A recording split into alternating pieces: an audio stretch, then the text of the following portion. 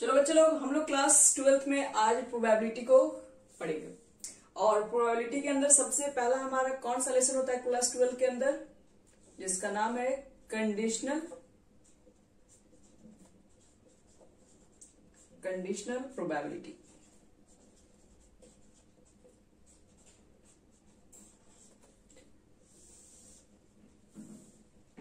चलो, conditional probability क्या है इसको पहले हम लोग समझते हैं।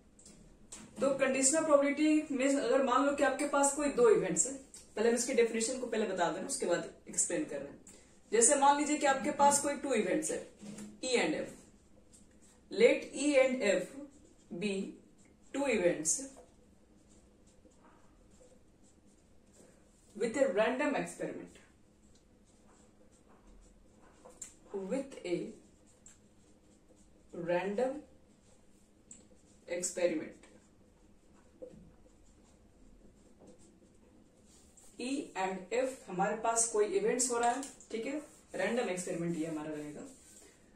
फिर क्या रहा है, क्या इसके अंदर, then the probability of occurrence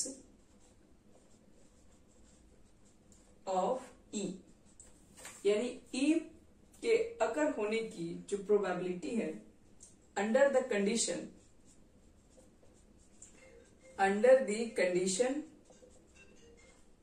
that F has already occurred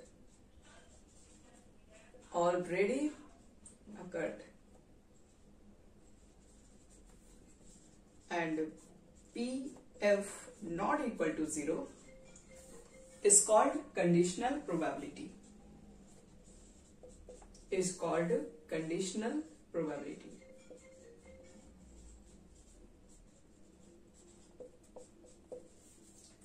चलो, कंडीशनल प्रोबेबिलिटी को पहले हम समझते हैं, ये किस तरह का प्रोबेबिलिटी को रिप्रेजेंट करता है।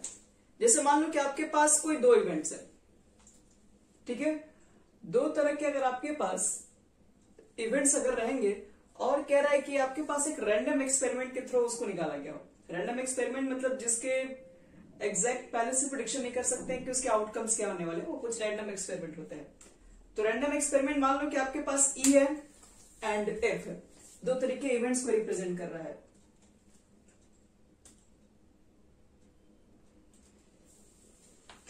देखो यहाँ ई और एफ आपके पास दो तरह के इवेंट्स हैं, रैंडम एक्सपेरिमेंट से इसको निकाले गए हैं।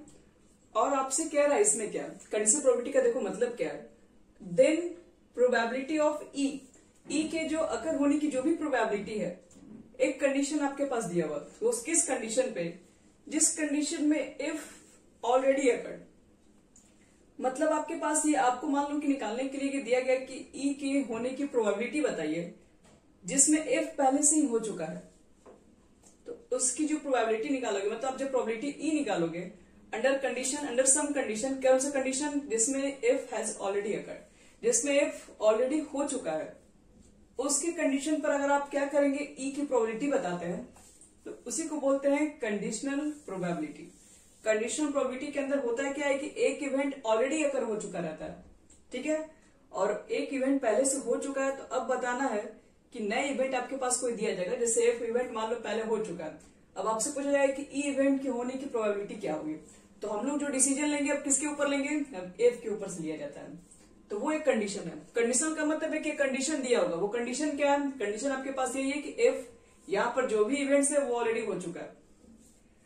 अब अगर कहा जाए इसको कैसे रिप्रेजेंट करेंगे, क्योंकि प्रोबेबिलिटी तो ये भी प्रोबेबिलिटी को ही रिप्रेजेंट कर रहा है, लेकिन ये कंडीशनल प्रोबेबिलिटी को रिप्रेजेंट कर रहा है। तो देखो, इट इज डिनोटेड बाय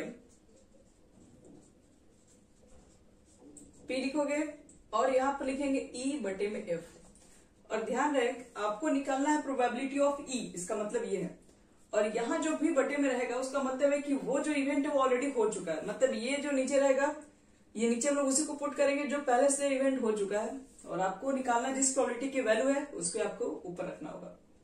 इसका मतलब हुआ कि प्रोबेबिलिटी ऑफ ई, और जिसमें हम लोग क्या बोलेंगे, in which F has already occurred, then is equal to, अभी कितना होगा, किसके इक्वल होता है, वो हम फॉर्मूला बता रहे कितना होगा। पहले इसका मतलब समझ लेना, कंडीशन का मतलब हमेशा यही होगा कि एक इवेंट ऑलरेडी हो चुका रहेगा, उसके बाद दूसरा क्वेश्चन आपके पास ऐसा किया जाएगा कि जो एफ से ही रिलेटेड रहेगा। मिटा रहे हैं। एग्जाम्पल देंगे अभी तुरंत, पहले हम लोग लिख लेते हैं कि फॉर्मूला वगैरह क्या है इसके अंदर है, कैसे सेटअप किया जाएगा। देखो पी ई बाई एफ जो होता है आपके पास है वो इक्वल होता है पी इंटरसेक्शन एफ बटे में पी एफ के। ये होता है कंडीशनल प्रोबेबिलिटी की फॉर्मूला।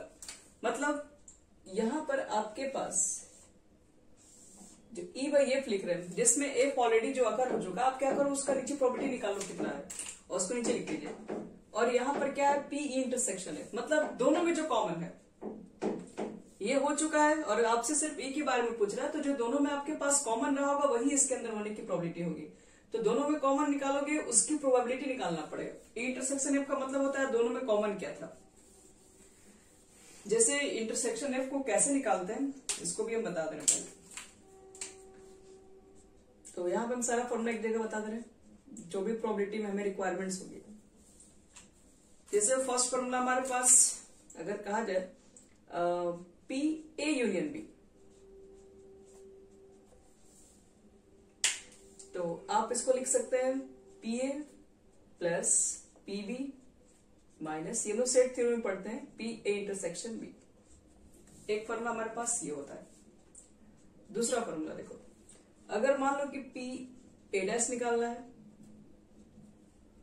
तो ये होता है 1 माइनस पी, ये हम लोग पढ़ चुके हैं। दूसरी बात फिर से देखो, प्रोबेबिलिटी की कभी भी वैल्यू, चाहे ई बाई एफ हो, चाहे ए हो, चाहे कोई भी प्रोबेबिलिटी हो, सबको मालूम है कि किसी भी प्रोबेबिलिटी का जो वैल्यू होता है वो always greater than 0 and equal to, less than 1 या फिर 1 के इक्वल। 1 से कभी बड़ा हो ही नहीं सकता प्रोबेबिलिटी की वैल्यू। अब अगर मान लो कि आपसे कोई ऐसे भी क्वेश्चन पूछ सकता है कि ए यूनियन बी की वैल्यू बताओ, और जिसमें ऑलरेडी एक इवेंट पहले हो चुका है, जैसे मान लो एफ, तो देखो आपके पास इसकी वैल्यू अगर निकालनी होगी तो करना कुछ नहीं है, इसी चीज को लिख दो। जैसे कि यहां पर ये चीजें लिखी गई हैं तो यही चीजें मेरे यहां पर भी होगा, बस सबके बटे में यहां पर क्या हो जाएगा, क्योंकि एफ ऑलरेडी अकर हो चुका है तो सबको रिलेटेड करेंगे एफ के साथ, यानी पी करेंगे बट ए बटे में एफ लिखेंगे, पी लिखोगे यहाँ पे, बी बटे में एफ लिखोगे, और पी ए इंटरसेक्शन बी बटे में हम लोग यहाँ पर एफ लिख देंगे। और अगर इस तरीके से मिल गया पी ए यूनियन बी, ठीक है, और इसका डैश, तो इसको हम लिख सकते हैं 1 minus P A union P.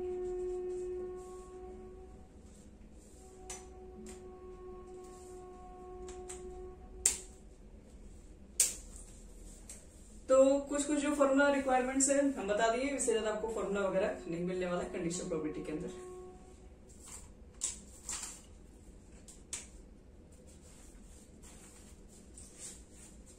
यहां तक सब लोग नोट कर लिए।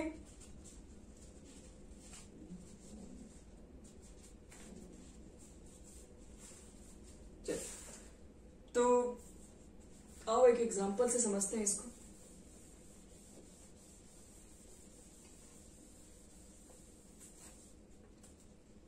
जैसे कि एक छोटा सा एग्जांपल एक्सरसाइज से स्टार्ट कर लेते हैं। एक्सरसाइज में कुछ कुछ बहुत सारे क्वेश्चंस आपके पास हैं। 13.1 देखो, जितना 11 की कंसेप्ट है वो सारा कंसेप्ट यहाँ पर यूज होगा, ठीक है। यहाँ पर सारे क्वेश्चन आप सोचेंगे कि फॉर्मूला पुट कर दे क्वेश्चन सब बन जाए, तो फॉर्मूला तो तब पुट कीजिएगा ना जब आपके पास क्वेश्चन का पूरा लॉजिक समझ में आए, कैसे कैसे क्या सेट करना है, क्योंकि सिंपल क्वेश्चन तो होते नहीं इनके अंदर है। यहाँ पर क्वेश्चन को सोचना पड़ता है। अब यहाँ पर कहा जाए कि कॉइन को टॉस करेंगे तो उस पर क्या क्या केसेस होंगी, 2 कॉइन को टॉस करेंगे तो उस पर केसेस क्या होगी, तो वो सब सारी चीजें अच्छे से हम लोग को आना चाहिए हर चीज। तो देखो फर्स्ट क्वेश्चन में क्या कह रहा है, यहाँ पे कह रहा है कि आपके पास ई एंड एफ 2 इवेंट्स है, जिसमें से पी के आपके पास वैल्यू गिवन है, कितना है तो 0.6 है। पी एफ की भी वैल्यू हमारे पास दिया हुआ है, वो है 0.3। आपको निकालना क्या है, एक मिनट, ई इंटरसेक्शन एफ भी दिया हुआ है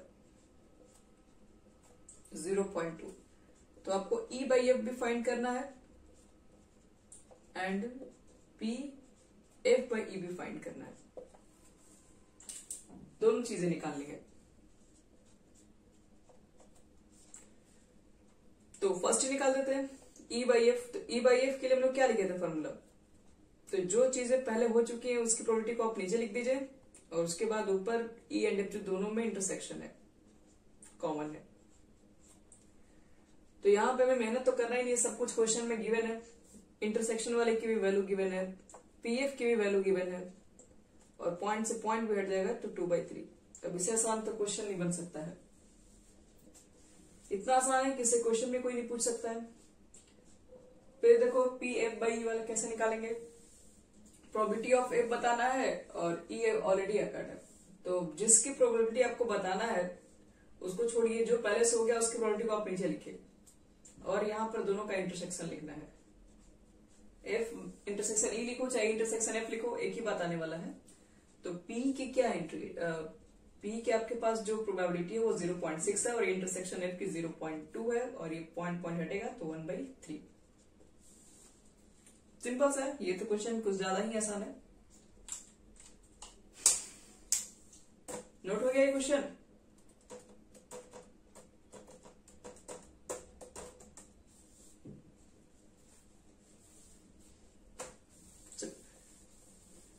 एक दो क्वेश्चन और दे रहे हैं, थोड़ा सा आप लोग सीख जाओगे कैसे कैसे। अभी तो पहला ही क्वेश्चन था, सेकंड क्वेश्चन भी कुछ करना नहीं बच्चे लोग। सेकंड क्वेश्चन में क्या, अभी ये क्वेश्चन बताने लायक नहीं दिख रहा है, तो इसका देखो तो क्या होना चाहिए sir, P A by B के आपसे पूछ रहा है वैल्यू कितना होगा और पीबी की वैल्यू दी हुई है 0.5 और पी ए इंटरसेक्शन बी की वैल्यू है 0.32। क्या लगता है इसका क्या होना चाहिए आंसर?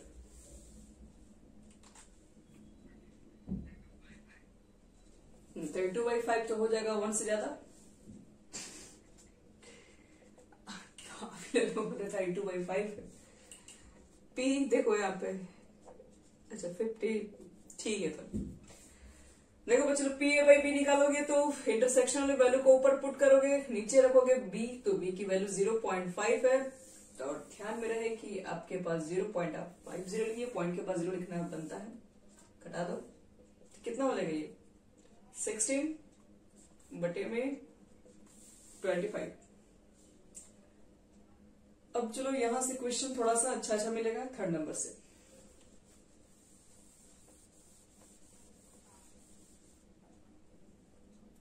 देखो थर्ड क्वेश्चन में क्या बोल रहा है, आपके पास पीए की वैल्यू गिवन है 0.8, पीबी की वैल्यू भी गिवन है 0.5 और इस बार पी बी बाई ए की वैल्यू भी दे दी है 0.4।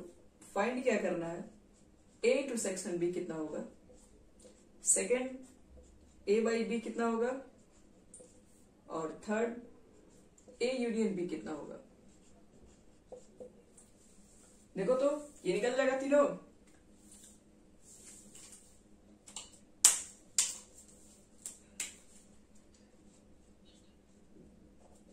पहला वाला कितना होगा, ए इंटरसेक्शन बी, क्योंकि ए इंटरसेक्शन बी के लिए क्या क्या चाहिए, यूनियन चाहिए, यूनियन है नहीं आपके पास।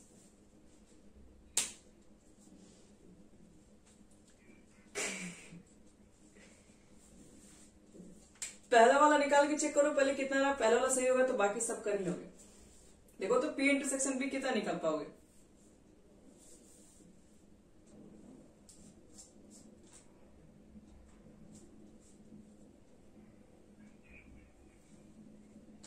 जीरो 0.32। हाँ ठीक है, वेरी गुड। कैसे निकाले होगे ना, पी बी बटे लिखोगे और लिखे होगे पी ए इंटरसेक्शन बी, हाँ बस 0.4 और पी ए का मल्टीप्लाई कितना था 0.8, चलो कितना 0.32 ही है ना, ए बाई ए इंटरसेक्शन बी, तो ए बाई बी का मतलब कितना होना चाहिए 0. वही होना चाहिए कि कुछ और आएगा। पी ए बाई बी निकालोगे तो नीचे तो वही रखोगे ना, नीचे तो 0.5 ही रखोगे और ऊपर रखोगे इंटरसेक्शन की वैल्यू, और इंटरसेक्शन की वैल्यू तो यही आपके पास है 0.32, तो ये भी निकाल सकते हैं। इंटरसेक्शन है, पी भी पता है, यूनियन कैसे निकालेंगे, ये है ये है ये भी है, तो फॉर्मूला क्या पुट कर दोगे, P A union P is equal to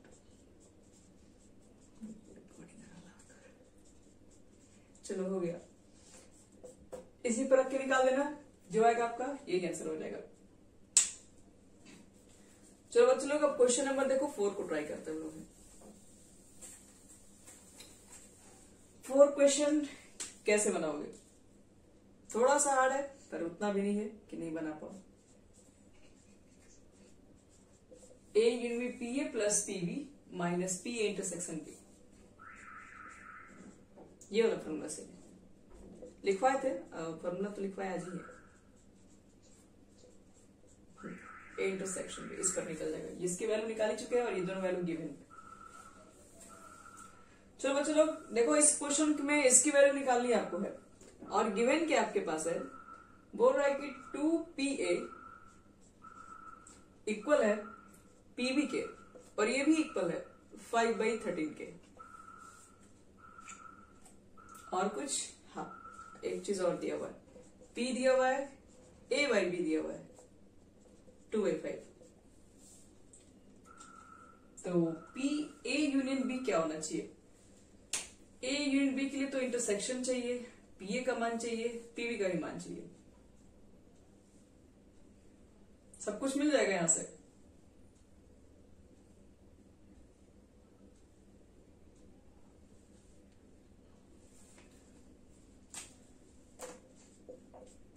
PA/B से क्या निकलेगा,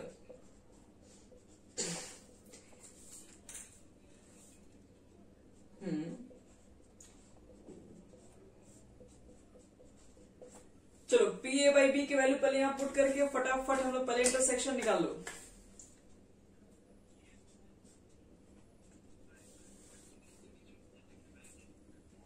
हाँ ठीक है, A इंटरसेक्शन B को निकालना है, इसको ऐसे रहने दो, PB की वैल्यू नहीं पता है तो PB की वैल्यू यहां से देख लो 5/13 तो है, तो P इंटरसेक्शन B कितना आ जाएगा, इससे जाके मल्टीप्लाई हो जाएगा, ये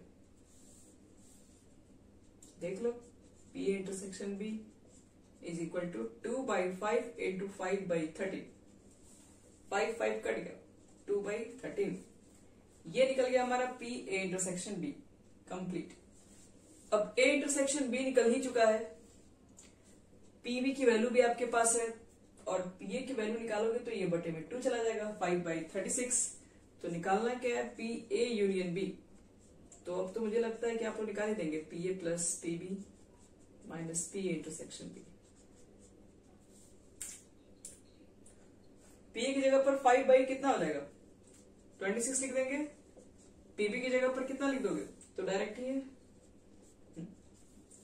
5/13 पुट कर देंगे और इंटरसेक्शन की जगह पर 2/13, और मुझे लगता है कि जो इसका आंसर होना चाहिए वो सॉल्यूशन कर लोगे तो आ जाएगा 11/6, देखो तो इतना ही आ रहा है, हाँ सॉरी, हाँ 11/26। चलो बच्चे लोग 4 क्वेश्चन बन गया और 5 तो बिल्कुल भी नहीं बनाएंगे, 5 एकदम सेम टू सेम है, तो 5 बताने का कोई फायदा नहीं। क्वेश्चन नंबर आते हैं अब 6 पे। अब यहां से स्टार्ट होगा धीरे धीरे हमारा मेन क्वेश्चन। हम लोग समझे थे कि बहुत ही हार्ड चैप्टर है, बहुत ही आसान वाला क्वेश्चन लग रहा है, तो स्टार्ट हो रहा है धीरे धीरे। देखो हमें निकालना है E/F, 6 से लेके कहां तक क्वेश्चन में 6 to 9। चलिए हम लोग तो निकाल के रहेंगे E/F। पहला क्वेश्चन क्या देख लेते हैं, 6 नंबर के क्वेश्चन में कहना क्या चाहता है ये है। पहला कह रहा है कि आपके पास एक कॉइन इज टॉस्ड, कह रहा है 3 टाइम्स। पहले तो कह रहा है कि कॉइन को आप 3 बार टॉस कर ही लीजिए, तो अभी बताइए कि कॉइन को 3 बार टॉस कर लेंगे तो एक मिनट पहले क्वेश्चन को नोटिफिकेशन देना जरूरी है। क्या कह रहा है, एक कॉइन इज टॉस्ड 3 टाइम्स, एक कॉइन को 3 बार टॉस करोगे, और कह रहा है कि ई क्या रिप्रेजेंट कर रहा है कि हेड चाहिए, आपको हमेशा हेड चाहिए। कितना हेड चाहिए, तो हेड ऑन 3rd टॉस। जब तीसरा बार टॉस करो तो उस पर हेड ही होना चाहिए। और एफ क्या बोलते हैं, एफ बोलते हैं कि head on the first 2 tosses,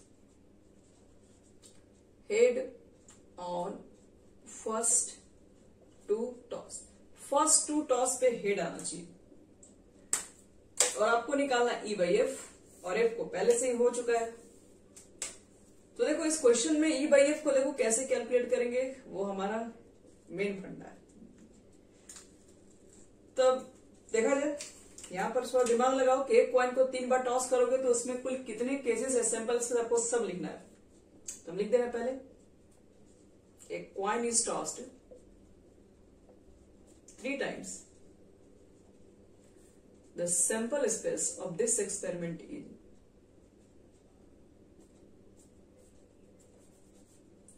the sample space of this experiment कितना हो जाएगा, एस इज इक्वल टू लिख दे रहे हैं। बताओ तो 3 कॉइन को टॉस करते हैं तो क्या क्या कंडीशन बनेगा, बोलो फटाफट सर। कह रहे हैं कि एक कॉइन को 3 बार टॉस करेंगे तो क्या क्या कंडीशन बनेगा, सब बताइए। हेलो, एक मिनट, रुको एस, अच्छा पहले तो तीनों एच लिखोगे, ठीक है। इसके बाद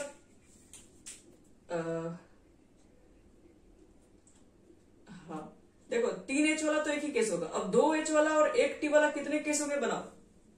2 एच 1 टी एक केस। अब बताओ तो हाँ बहुत बढ़िया, ये टी को यहां लिख सकते हैं और ये टी को आगे भी लिख सकते हैं। तीनों घर ही तो घूम लिया, लास्ट में था, मिडिल में आ गया, आगे आ गया। अब तो पॉसिबल नहीं है। अब एक हेड लेके चलो, हम 3 हेड लिए थे, 2 हेड वाला केस लिया, 1 हेड वाला और 2 टेल वाला केस। कितना बनेगा इसमें, एक, इस हेड को बीच में रख सकते हैं, लास्ट में भी रख सकते हैं। 3 head, 2 head, 1 head, 0 head. 0 head का मतलब टी टी टी। चलो आपसे मेरा पहला क्वेश्चन का आंसर देना है, पी कितना हो जाएगा, प्रोबेबिलिटी ऑफ ई बताओ। ई क्या है, head on third toss. Third toss पर हेड कहां कहां आया है उसको देखिए और बताइए कितने टाइम्स आया है वो। आप चाहेंगे तो 1 मिनट, आप पहले ई इज इक्वल टू ऐसे लिख के पहले बनाओ। एक तो यहां दिख रहा है, एक यहां दिख रहा है, और एक यहां दिख रहा है, और एक यहां दिख रहा है। तो ये सारे केसेस को आप लिखिए, H T H, T H H और टी टी एच। ई की वैल्यू लिख लो और साथ में एफ की भी वैल्यू लिख लीजिए यहीं पर। तो एफ की वैल्यू आपकी चाहिए लगातार 2 टॉस पे हेड होना चाहिए। पहला तो हो जाएगा, दूसरा भी हो जाएगा। क्या आगे और भी कोई कंडीशन है? फर्स्ट 2 टॉसेस, मतलब आपको 3 बार टॉस करना है तो स्टार्टिंग के 2 ही टॉस पे देखना है, तो यही ना 2 होगा। ई बाई एफ निकालना है बच्चे लोग, तो ई बाई एफ के लिए पहले याद करो तुम लोग फॉर्मूला। ई बाई एफ जब निकालोगे तो आपको बटे में पी एफ की वैल्यू चाहिए, और एफ की वैल्यू आपके पास 2 है, तो पी एफ कितना हो जाएगा उसको पहले निकाल दे रहे हैं। 2 बाई टोटल कितना है, सिंपल एक्सपेरिमेंट 5 6 7 8, 2 बाई 8। तो 2 बाई 8 आप कहीं कटा दीजिए, हम बोलेंगे नहीं कटाएंगे। क्यों, मेरा मन। आगे बढ़ो। अब ई इंटरसेक्शन एफ निकालेंगे हम लोग, क्योंकि हम लोग फॉर्मूला जब पुट करेंगे तो पहले तो लिखेंगे पी इंटरसेक्शन एफ लिखेंगे और फिर बटे में पी एफ का व्यवस्था करते हैं। तो पी एफ तो मिल गया। ई इंटरसेक्शन एफ मतलब दोनों में कॉमन कितना है, इंटरसेक्शन का मतलब तो यही होता है,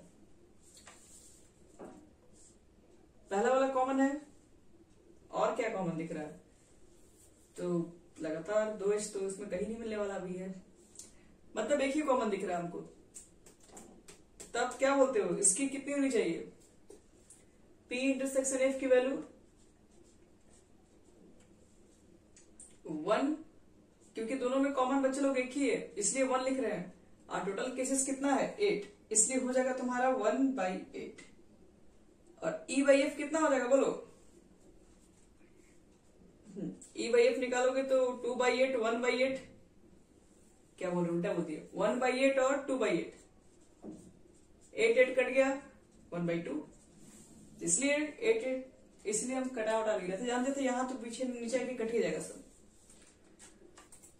तो E/F निकल चुका है और हमारे पास आ चुका है 1/2। अब इसका देखो जो सेकेंड क्वेश्चन है वो बहुत इंटरेस्टिंग है। ये तो सिंपल था एकदम, यहां पर कोई खास लॉजिक नहीं था। इसको बना लिए, सब लोग नोट कर लिए।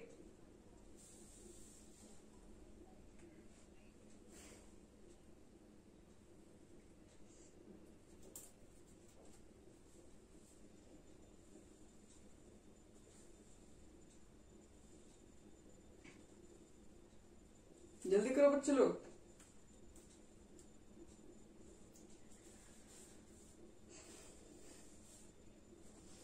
अब जो क्वेश्चन देने जा रहे हैं 6 का सेकेंड, वो कोई छोटे छोटे बच्चों से नहीं बन सकता है, छोटे दिमाग वाले बच्चों से नहीं बन सकता है। जो दिमाग रखा होगा वही बना पाएगा इस क्वेश्चन को, क्योंकि क्वेश्चन में है दम।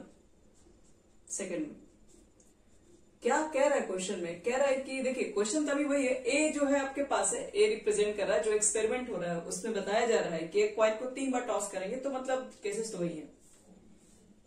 ई जो आपके पास रिप्रेजेंट करने के लिए कह रहा है कि एटलीस्ट 2 हेड, कम से कम 2 हेड तो चाहिए ही चाहिए उसको। और एफ कहता है at most 2 head, at most 2 head. वो एटलीस्ट की बात करता है, ये एटमोस्ट की बात करता है। और एक्सपेरिमेंट क्या आपका था? तो एक्सपेरिमेंट आपके पास था जिसको हम इसका सिंपल स्पेस हम एस से रिप्रेजेंट कर रहे हैं। हमारा एक्सपेरिमेंट था ये कि एक क्वाइन को टॉस किया गया था 3 टाइम्स।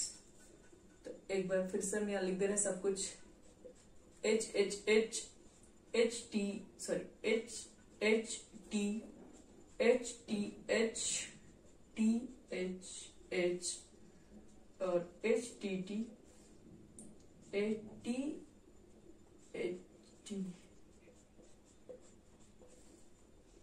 कुछ भी हो सकता है। चलो ये छोटा मोटा क्वेश्चन नहीं है, सोच समझ के इसका जवाब देना है। ये है खतरनाक क्वेश्चन। 3/8 गलत है, ऐसे बता रहे हैं।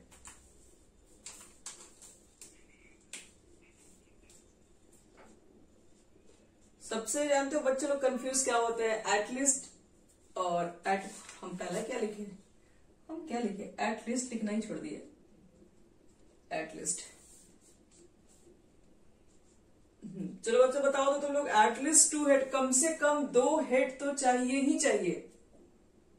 तो कम से कम 2, रिस्ट्रिक्शन है सिर्फ 2 से ऊपर तो ले सकते हैं ना, 2 ही रखना है, 2 से कम नहीं रखना है, लेकिन 2 से तो ऊपर। हाँ तो देखो जब भी एटलीस्ट बोल रहा है तो 2 तो रखिए, 2 से ऊपर रखने के लिए आपको कोई नहीं बोला, जितना रखना है उससे ऊपर रख सकते हो, लेकिन 2 तो तुमको लेना ही लेना है। जैसे कहा जाता है कि एग्जाम में पास करने के लिए कम से कम 33% तो चाहिए ही चाहिए।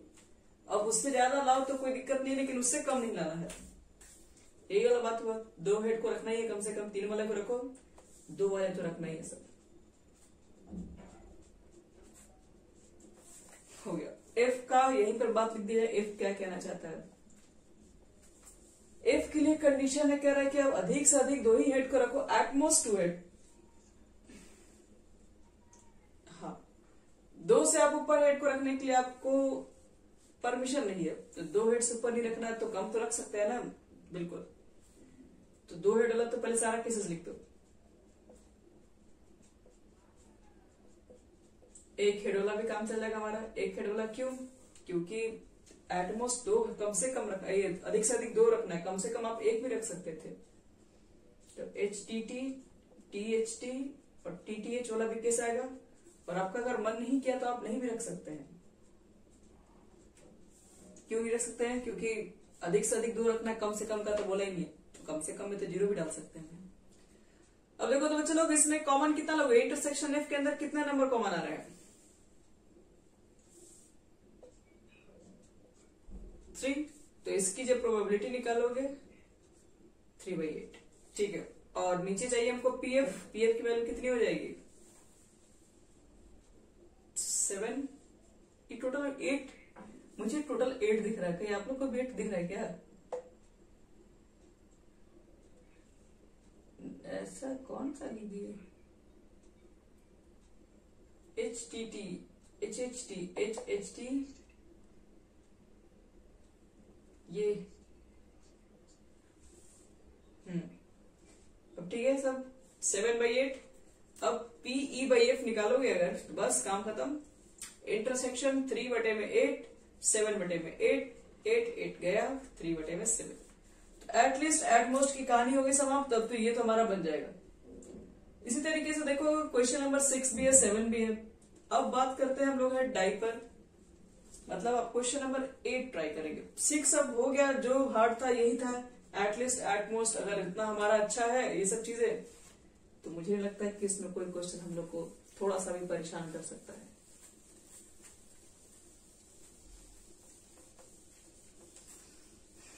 चलो अब बात करते हैं एक डाइस के ऊपर। और डाइस के साथ एक प्रॉब्लम हो गया हम लोग के पास। क्या रहा कि एक डाई को उठाना क्या है, उठा के 3 बार फेंकना है। अब तो हमें पता है कि एक बार टॉस करने पर क्या हल होता है, 6 आउटकम्स आते हैं। 2 बार टॉस करने पर कितने आउटकम्स आते हैं? अब इस बार करना है 3 टाइम्स, तो 3 बार करोगे तो क्या हो जाएगा, वही थ्रो करना है।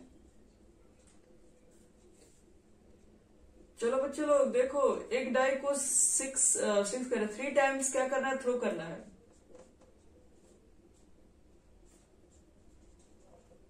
ए डाइस थ्रो 3 टाइम्स, तो हम 216 आएगा। तो 216 तो नहीं लिखेगा ना, समझ में आ रहा ना कि ये क्यों हो गया 216? क्योंकि हाँ 6 आपके पास एक बार टॉस में 6 आएगा। आप जितने बार ट्रायल से आप 3 बार फेंके तो पावर 3 चला जाता है। तो 216 केसेस आप इसके सैंपल स्पेस को नहीं लिख सकते हैं, नहीं जिसको चाहिए वो लिख सकते हैं, लेकिन हम लोग नहीं लिखेंगे, इतना टाइम तो इसके पास है। एक डाई को 3 टाइम्स टॉस करेंगे, तो टोटल हम लोग सिर्फ नंबर लिख रहे हैं, number of sample point. Sample एक स्पेस होता है, एक सैंपल पॉइंट होता है, इज कितना हो जाएगा 216। सैंपल स्पेस के अंदर जितने पॉइंट्स होते हैं वही सैंपल पॉइंट हो जाएंगे। तो ये टोटल नंबर ऑफ केसेस आ जाएगा 216। अब कौन कौन होगा छोड़िए, जब जरूरत पड़ेगा तो हम लोग ई और एफ के साथ एडजस्ट कर लेंगे। ई क्या रिप्रेजेंट कर रहा है, 4 appears on third die. Third die पर 4 दिखना चाहिए आपको, चलिए दिखा देते हैं। थर्ड डाई पर 4 आना चाहिए, इसका मतलब है आगे में 1 हो सकता है, बाद में भी 1 हो सकता है, लेकिन थर्ड वाले पे 4 ही चाहिए। 1 2 4 1 3 4 1 2 का 4 और यहाँ पर 1 6 4। चलिए हो गया। लेकिन ऐसा भी तो हो सकता था ना कि यहां पर 1 आके यहीं पर 2 आ गया रहता, तो 2 1 4 2 2 4 हाँ 2 3 4 और लास्ट में आ जाएगा 2 6 4।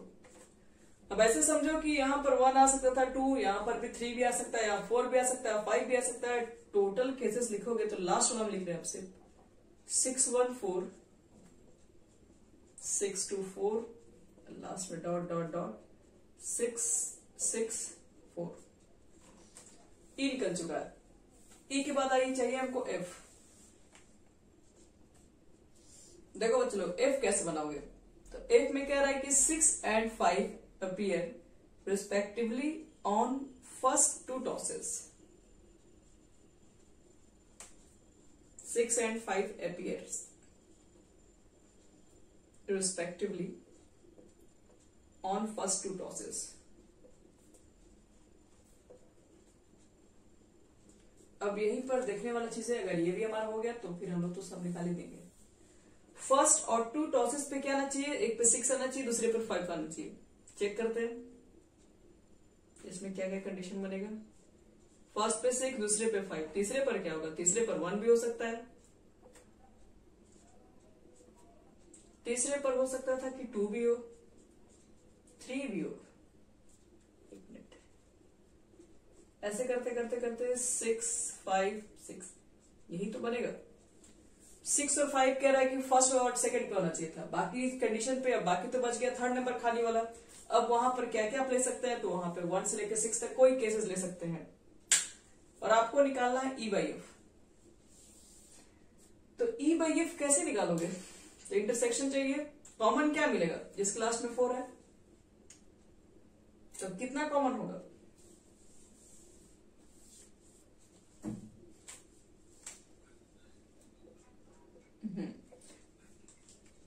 तो इसमें कॉमन लोगे तो पी ई इंटरसेक्शन एफ जो निकल के आएगा वो तो सिर्फ एक ही कॉमन निकलेगा, तो 1/216। और नीचे मुझे चाहिए पी एफ, तो वो 6/216 1/41।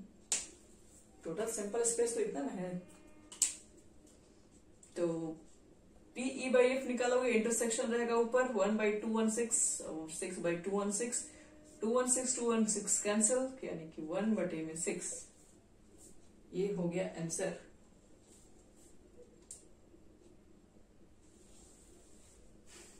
और एक और क्वेश्चन बता दे रहे हैं 9, उसके बाद आपको बैठ के सारे क्वेश्चंस आज बनाने हैं।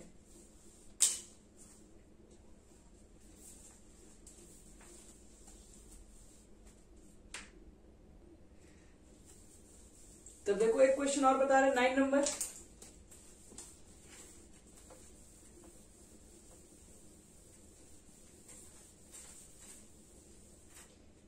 देखिए 9 नंबर क्वेश्चन में क्या कह रहा है। 9 नंबर क्वेश्चन में आपके पास है,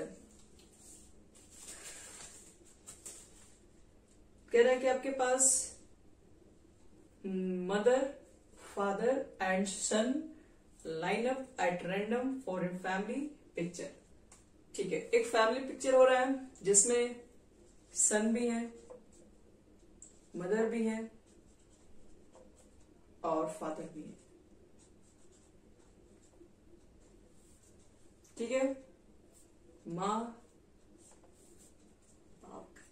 पापा और बेटा, ये 3 बच्चे लोग का अगर मान लो फैमिली पिक्चर लिया जाए, तो आपको ये बताना है कि पहले तो सिंपल स्पेस को कितना बना सकते हैं। अगर इनको एक लाइन में खड़ा कर दिया जाए तो आप उससे कितनी तरह से नए नए डिजाइन के पिक ले सकते हैं। नहीं, देखते हैं द सिंपल स्पेस चेक करते हैं। The simple space of this picture हो सकता है बच्चे लोग देखो ध्यान से, सन सबसे स्टार्टिंग में खड़ा, सन को मिस से रिप्रेजेंट कर रहे हैं, और उसके बगल में मदर, उसके बगल में फादर। ये पहला कंडीशन। हो सकता था कि सन पहले ही खड़ा हो, लेकिन पहले बगल में उसके पापा और फिर बाद में मम्मी हो सकता था पहले मम्मी ही खड़ी हो गई हो, बाद में सन फादर। मम्मी अभी भी पहले है, बगल में पापा जी हैं, फिर सन है पहले ही स्टार्टिंग में, अब आ गए फादर, फिर बगल में हो गई मदर, सन फादर यहीं पर रहेंगे, फिर बगल में सन आ जाएंगे, फिर मदर। इसके अलावा कोई है तो बोलिए प्रत्युष।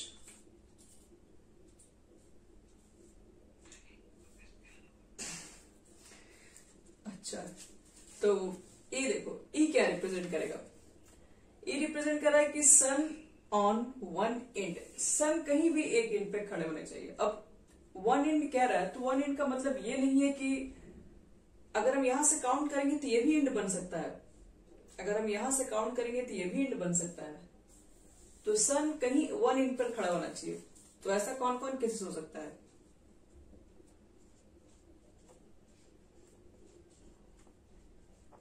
तो देख लो कौन कौन केसेस होंगे इसमें। सन किस एंड से, अगर हम यहां से स्टार्ट करेंगे तो यहां पर भी हो सकता है, यहां पर भी हो सकता था, अगर इधर से स्टार्ट करेंगे तो यहां पर भी हो सकता है। दो कैसे होगा, चारों पॉसिबल है।